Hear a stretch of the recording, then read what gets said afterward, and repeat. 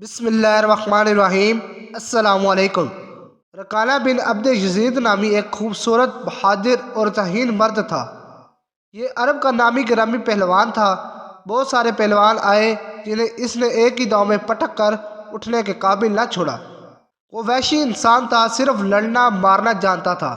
ایک دفعہ مسلمانوں کو تنگ کرنے والے 3-4 آدمیوں نے ایک دن رکانہ پہلوان کو خوب کھلایا پلایا اور اسے کہا کہ محمد صلی اللہ علیہ وآلہ وسلم کسی کے ہاتھ نہیں آتا، نہ اپنی تبلیغ سے باز آتا ہے اور نہ ہی کسی سے ڈرتا ہے، اور لوگ اس کی باتوں کے جادو میں آتے چلے جا رہے ہیں۔ کیا تم اسے سیدھا نہیں کر سکتے؟ رکانہ نے کہا، کیا تم میرے ہاتھوں سے اس کی ہڈیاں توڑوانا چاہتے ہو؟ رکانہ نے بہت ہی بڑے تکبر لہجے میں کہا، لاؤ اسے میرے مقابلے پہ، لیکن وہ میرا نام سن کر مکہ سے بھاگ جائے گا۔ نہیں نہیں، میں اس کے ساتھ لڑنا بھی توہین سمجھتا ہوں۔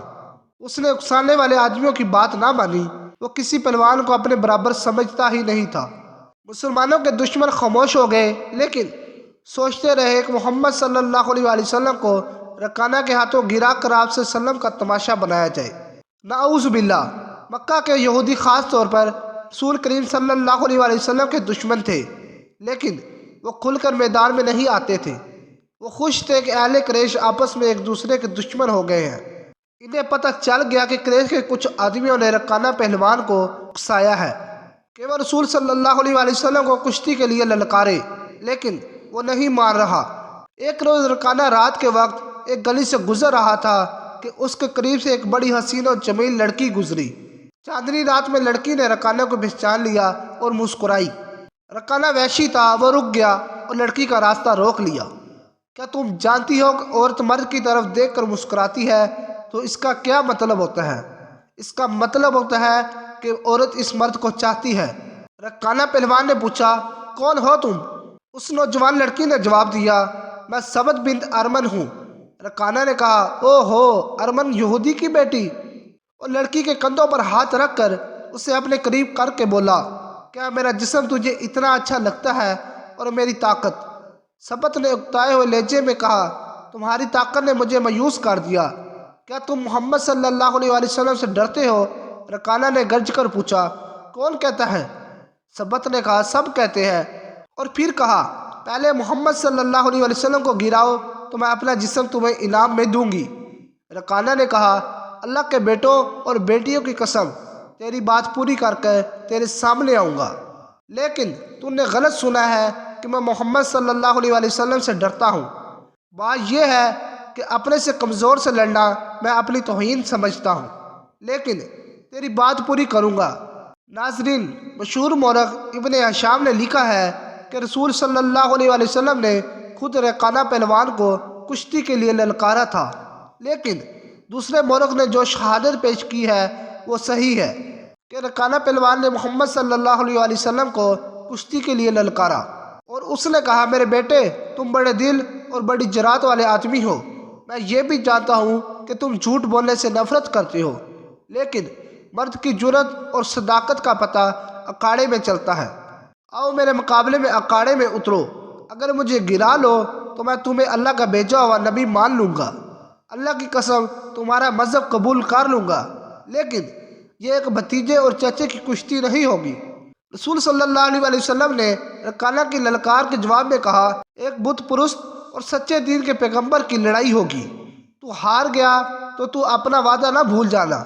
مکہ میں یہ خبر صحرا کی آندھی کی طرح پھیل گئی کہ رکانہ پہلوان اور محمد صلی اللہ علیہ وآلہ وسلم کی کشتی ہوگی، اور جو ہار جائے گا وہ جیتنے والے کا مذہب قبول کر لے گا۔ قریش کا بچہ بچہ، مرد و زن اور یہودی ہجوم کر کے آ گئے۔ مسلمانوں کی تعداد بہت تھوڑی تھی۔ وہ تلواریں اور برچیوں سے مسلح ہو کر آئے، کیونکہ انہیں خطرہ محسوس ہو رہا تھا کہ قریش کشتی کو بہانہ بنا کر رسول کریم صلی اللہ علیہ وآلہ وسلم کو نقصان پہنچائیں گے۔ عرب کا سب سے زیادہ طاقتور اور وحشی پہلوان رکانہ بن عبد یزید رسول صلی اللہ علیہ وسلم کے مقابلے پر اترا۔ اس نے حضور صلی اللہ علیہ وسلم پر تنزیہ نظر ڈالی اور آپ صلی اللہ علیہ وسلم کا تھپکی کسی۔ آپ صلی اللہ علیہ وسلم مکمل خاموشی اور اطمینان سے رکانہ کی آنکھوں میں آنکھیں ڈال کر دیکھتے رہے کہ وہ بے خبری میں کوئی داؤ نہ کھیل جائے۔ رکانہ آپ صلی اللہ علیہ وسلم کے ارد گرد یوں گھوما جیسے شیر اپنے شکار کے گرد گھومتا ہے۔ ہجوم رسول صلی اللہ علیہ وسلم کا مذاق اڑا رہا تھا۔ مسلمان خاموش تھے اور دل ہی دل میں اللہ کو یاد کر رہے تھے۔ انہوں نے اپنی تلواروں کے دستوں پر ہاتھ رکھے ہوئے تھے۔ پھر نہ جانے کیا ہوا کہ رسول صلی اللہ علیہ وسلم نے کیا داؤ کھیلا۔ مورخ لکھتا ہے کہ آپ صلی اللہ علیہ وسلم نے رکانہ کو اٹھا کر زمین پر پٹک دیا۔ رکانہ زخمی شیر کی طرح اٹھا اور آپ صلی اللہ علیہ وسلم پر حملہ آور ہوا۔